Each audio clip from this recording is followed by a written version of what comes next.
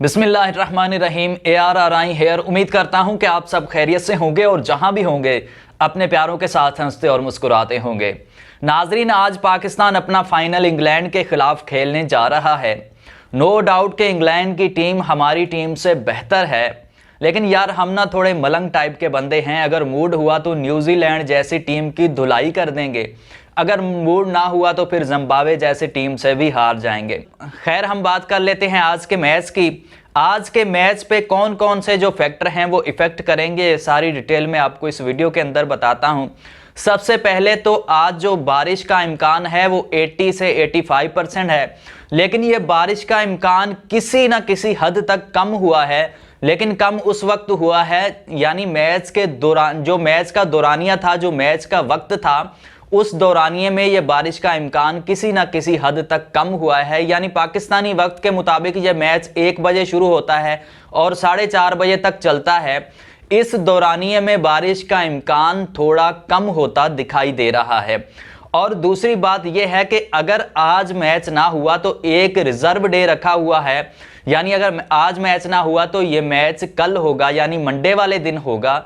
और अगर आज मैच नहीं होता तो ये मैच कल खेला जाएगा, और कल जो मैच खेला जाएगा उसके लिए घंटे जो हैं वो बढ़ा दिए गए हैं, टाइम बढ़ा दिया गया है, ताकि किसी ना किसी तरीके से इस मैच को मुकम्मल किया जाए। यानी अगर कल मैच खेला जाता है, यानी मंडे वाले दिन मैच खेला जाता है, तो ये मैच पाकिस्तानी वक्त के मुताबिक सुबह 9 बजे स्टार्ट होगा। यानी वैसे तो 1 बजे स्टार्ट होता है, तो अगर कल खेला जाता है तो ये मैच पाकिस्तानी वक्त के मुताबिक 9 बजे स्टार्ट होगा। और इस मैच को ज़्यादा घंटे मिल जाएंगे, ज़्यादा आवर्स मिल जाएंगे, और ज़्यादा घंटों की वजह से ये मैच जो है वो किसी ना किसी तरीके से मुकम्मल हो जाएगा। नाजरीन, माहिरीन के मुताबिक अगर मैच आज होता है और दोनों टीमें अगर 10-10 ओवर नहीं खेलती, यानी बारिश आ जाती है, क्योंकि 85% चांस हैं बारिश के, तो अगर दोनों टीमें 10-10 ओवर्स नहीं खेलती तो मैच का फैसला नहीं होगा।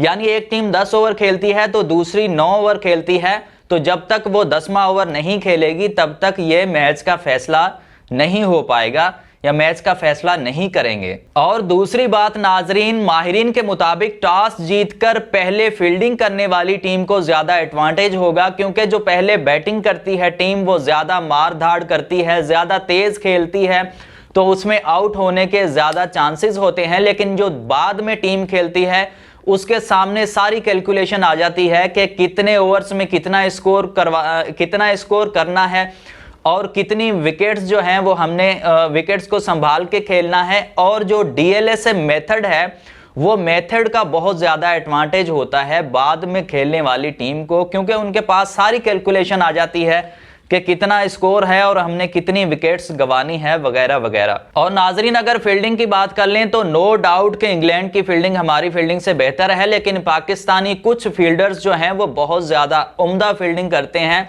और आज भी उम्दा फील्डिंग का मुजाहिरा करना होगा, उम्दा फील्डिंग करनी होगी अगर आपने ये मैच जीतना है।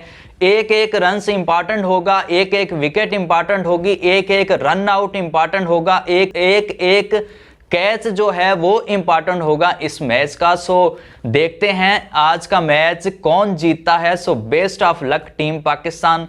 अब तक के लिए इतना ही। मैं शुक्रगुजार हूं कि आपने मेरी वीडियो देखने के लिए वक्त निकाला। अल्लाह हाफिज।